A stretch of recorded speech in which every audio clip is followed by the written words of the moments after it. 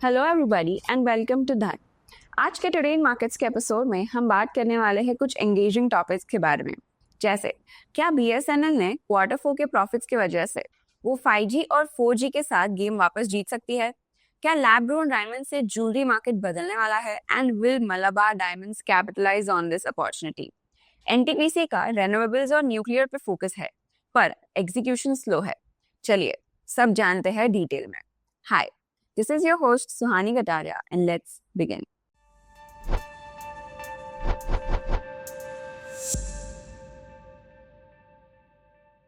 सोचो, एक ऐसी कंपनी जिसका नाम सुनते ही लोग कहते थे अरे बीएसएनएल ये कौन यूज करता है अब, लेकिन वही बीएसएनएल जिसने 2007 के बाद कभी प्रॉफिट नहीं दिखाया था अब लगातार दूसरे क्वार्टर में प्रॉफिट में आई है। और ये कोई छोटी बात नहीं है, ये है एक फुल स्केल कमबैक स्टोरी। एक समय था जब बीएसएनएल के ऊपर 90,000 प्लस करोड़ का सैलरी बर्डन था, उनका नेटवर्क आउटडेटेड था, प्राइवेट प्लेयर्स ने 4G और 5G में रेस शुरू कर दी थी और बीएसएनएल बस देखता ही रह गया। लॉसेस इतने थे कि हर साल बैलेंस शीट और मोरल दोनों रेड में ही दिखते थे। तो उन्होंने ऐसा क्या किया पिछले 2 क्वार्टर्स में कि प्रॉफिट दिख रहा है? तो पहले तो they focused on FTTH which is fibre to the home. BSNL ने FTTH ब्रॉडबैंड पे फुल फोकस किया, specially tier 2 and tier 3 cities में। इससे कंसिस्टेंट रेवेन्यू स्ट्रीम बना। उसके बाद एंटरप्राइज बिजनेस और government projects, leased lines, secure networks for government और डिफेंस कॉन्ट्रैक्ट्स मिले। ये स्टेबल और हाई टिकट रेवेन्यू सोर्सेज है। Then tower and asset monetisation. BSNL ने अपने towers, buildings and land assets को मोनेटाइज करना स्टार्ट किया। पैसे आए और डेट मैनेज करने में हेल्प भी मिली। उन्होंने 4G भी रोल आउट करना शुरू किया। BSNL 1 lakh plus 4G towers लगाने जा रही है विद TCS एंड C-DOT, यानी पूरे इंडिजिनियस सिस्टम, मतलब आत्मनिर्भर टेलीकॉम इंफ्रा बनाना चाह रही है। And it is also ready for the 5G infrastructure. Selected cities में 5G टेस्टिंग ऑलरेडी अंडरवे है जो 2026 तक फेज्ड लॉन्च में एक्सपेक्टेड है और इसीलिए उनका आया है टर्न अराउंड पॉइंट।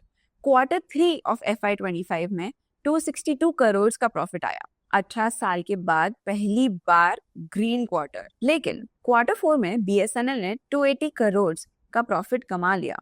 FY25 का टोटल लॉस भी पिछले साल के 5,370 करोड़ से घटकर 2,247 करोड़ हो गया है। अब उनका फ्यूचर विजन क्या है? तो 2025 तक 4G अक्रॉस भारत, सब जगह सबके लिए 5G ट्रायल्स और launch in metro and strategic zones पे भारत नेट और डिजिटल इंडिया प्रोजेक्ट्स में मेजर कंट्रीब्यूटर बनने वाला है। Public WiFi expansion across rural areas, indigenous telecom solution का ग्लोबल शोकेस बनने का टारगेट, और सब कुछ इंडियन वेंडर्स के साथ जैसे TCS और C-DOT पूरा का पूरा इकोसिस्टम बनाने वाले हैं। लेकिन चैलेंजेस अभी खत्म नहीं हुए हैं। कंपटीशन टाइट है। जियो, एयरटेल, वोडाफोन आइडिया आगे है। इंफ्रास्ट्रक्चर मॉडर्नाइज करने में पैसे लगेंगे। एग्जीक्यूशन डिलेस को कम करना होगा। लेकिन एक बात क्लियर है कि बीएसएनएल वापस गेम में आ गया है। आज की दूसरी न्यूज। एक वक्त था जब डायमंड सिर्फ नेचुरल होते थे, लेकिन आज के नए जमाने में एक नई कहानी लिखी जा रही है which is of lab grown diamonds. और इस कहानी का अगला हीरो बनने के लिए तैयार है मलाबार गोल्डन डायमंड्स। तो पहले ये समझते हैं कि लैब ग्रोन डायमंड्स होते क्या है। लैब ग्रोन डायमंड्स यानी LGDs, ये वो हीरे होते हैं जो लैबोरेटरी में बनाए जाते हैं। अपीयरेंस, स्पार्कल और केमिकल प्रॉपर्टीज सब कुछ नेचुरल डायमंड्स जैसे होता है, बस फर्क इतना है कि ये कंट्रोल्ड एनवायरनमेंट में बनते हैं। प्राइस नेचुरल डायमंड से काफी कम होता है और ये एनवायरमेंटल फ्रेंडली भी होता है क्योंकि इसकी माइनिंग नहीं होती है।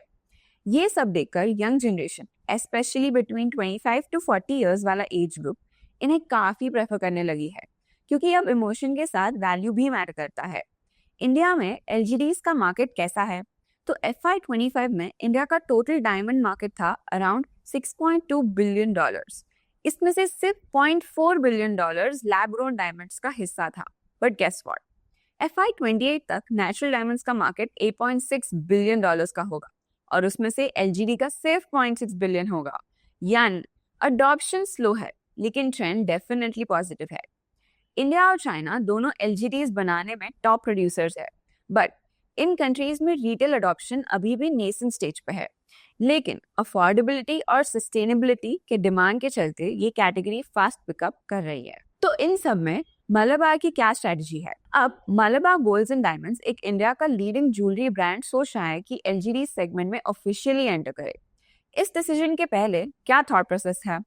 पहले तो डाइवर्सिफिकेशन, सिर्फ गोल्ड या नेचुरल डायमंड्स तक लिमिटेड नहीं रहना, नए मार्केट सेगमेंट्स में भी अपना फुटप्रिंट्स बनाना। और यंग बायर्स जैसे न्यू जनरेशन बजट फ्रेंडली लेकिन क्लासी ऑप्शंस चाहती है। इसमें एक सस्टेनेबिलिटी एंगल भी है। आज के conscious buyers environmentally ethical products की तरफ भी इंक्लाइंड है। अगर मलाबार ये मूव करता है तो वो सेंको गोल्ड जैसे प्लेयर्स के साथ अर्ली मूवर्स में शामिल हो सकता है। लेकिन what is Malabar's competitive edge and future vision? आज का मार्केट ब्रांड ट्रस्ट पे चलता है। अगर मलाबार जैसे ट्रस्टेड नेम एलजीडी में आता है तो कंज्यूमर्स का कॉन्फिडेंस ऑटोमेटिकली बिल्ड हो जाता है। और इसका बेनिफिट ये है कि मलाबार को मिलेगा एक completely new customer segment, price point बनेगा अट्रैक्टिव एंड बिजनेस एक्सपैंड होगा बिना ट्रेडिशनल गोल्ड डायमंड को डिस्टर्ब किए। ये एक फाइजिटल प्ले भी हो सकता है जहां ऑनलाइन और ऑफलाइन दोनों चैनल्स से एलजीडी प्रोडक्ट्स सेल किए जाए। मलाबार गोल्ड्स एंड डायमंड्स का एलजीडी सेगमेंट में जाना एक बोल्ड और कैलकुलेटेड मूव है। ये सिर्फ एक नया प्रोडक्ट लॉन्च का प्लान नहीं है, ये है एक स्ट्रेटेजिक एवोल्यूशन। ये ब्रांड कंज्यूमर का इवॉल्विंग टेस्ट के साथ वॉक कर रहा है, स्टाइल, सस्टेनेबिलिटी और सेविंग्स तीनों को ध्यान में रखते हुए। और आज की आखिरी न्यूज, एनटीपीसी यानी नेशनल थर्मल पावर कॉर्पोरेशन, एक नाम जो डेकेड से भारत की बिजली की बैकबोन है, भारत का सबसे बड़ा पावर प्रोड्यूसर होने के बावजूद आज एनटीपीसी एक अजीब से डिलेमा में है। एक तरफ है aggressive expansion plans of solar, wind, coal and nuclear सब कुछ, और दूसरी तरफ है एक बड़ी problem which is project execution delays. FY25 में एनटीपीसी ने टारगेट रखा था कि वो 6 गीगावाट की नई कैपेसिटी ऐड करने वाला है, बट ग्राउंड रियलिटी में सिर्फ 4 गीगावाट ही कर पाए, और उसमें से 2.1 गीगावाट तो अयाना रेन्यूएबल्स पावर के एक्विजिशन से आई, यानी एक्चुअल ग्रीनफील्ड एग्जीक्यूशन और भी कम था। तो क्या दिक्कत आई? तो the land acquisition was slow, supply chain में बॉटलनेक्स थे, और हाँ, रेन्यूएबल प्रोजेक्ट्स में एक्सपेक्टेड रिटर्न भी अभी तक मैच नहीं हुआ। नंबर्स तो अच्छे हैं, बट मार्केट को विश्वास ही नहीं है एनटीपीसी पे, क्योंकि Q4 FY25 में एनटीपीसी ने 7,900 करोड़ का नेट प्रॉफिट रिपोर्ट किया है, विच इज अ 22% का ईयर ऑन ईयर जंप। लेकिन स्टॉक फिर भी फ्लैट रहा, there was no major movement. क्यों?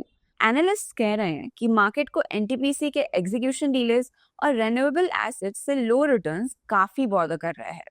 In fact NTPC green energy limited, जिसका आईपीओ भी मार्केट वेट कर रहा है, उसका वैल्यूएशन प्रेशर में है, लेकिन एनटीपीसी का विजन क्लियर है that it is going to diversify in 3 main areas.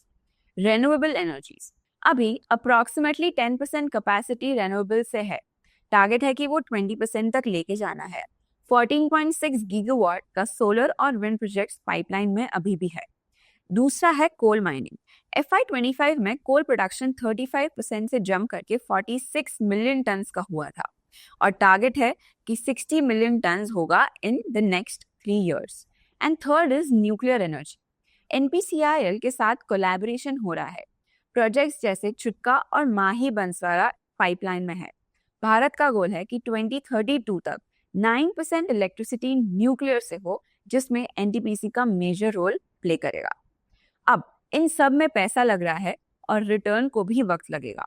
FY25 का केपेक्स है 44,600 करोड़ एंड FY26 का प्लान है ऑफ 56,000 करोड़, यानी एक्सपेंशन अग्रेसिवली हो रहा है, लेकिन रिटर्न आने में टाइम लगेगा। इसमें अच्छी बात यह है कि उनका जो debt to equity ratio improve हुआ है, अब वो 1.4x है, जो पहले 1.38x था। Return on equity it is only 11.7%, जबकि रेगुलेटेड इक्विटी आपको 15.5% अश्योर्ड मिलता है। ये गैप एग्जीक्यूशन डिले की वजह से है। लेकिन इन सब में एक कंक्लूजन ये है कि एनटीपीसी का एक्सपेंशन विजन कमेंडेबल है। भारत का एनर्जी मिक्स ग्रीनर और डिवर्स बनना इंपॉर्टेंट है, लेकिन जब तक प्रोजेक्ट एग्जीक्यूशन फास्ट, एफिशिएंट और टाइमली नहीं होता, तब तक इन्वेस्टर का कॉन्फिडेंस फुल वापस नहीं आएगा। ये कहानी है एक पब्लिक सेक्टर जायंट की जो चेंज तो लाना चाहता है, बस उस चेंज को डिलीवरी मोड पे लाना बाकी है। तो अब चलते हैं हमारे न्यूज फ्लैश सेक्शन की ओर, जो आपको हमारे स्कैनिक्स पे न्यूज टैब के अंदर न्यूज फ्लैश सेक्शन का एक्सेस मिलता है, जहाँ पे आपको क्विक न्यूज मिल सकती है, जैसे Kazakhstan oil production is to decrease due to Tengiz's maintenance. तो जो कजाकिस्तान का ऑयल आउटपुट है, it is expected to decline as a result of maintenance work at the Tengiz oil field. Tengiz field, which is significant contributor to the Kazakhstan's oil production, will undergo some maintenance activity, जिससे overall country का जो oil output है वो कम होने वाला है। उसके बाद हम देख सकते हैं कि a US state team is scheduled to visit India on June 5 and 6 for the trade negotiations between India and the US।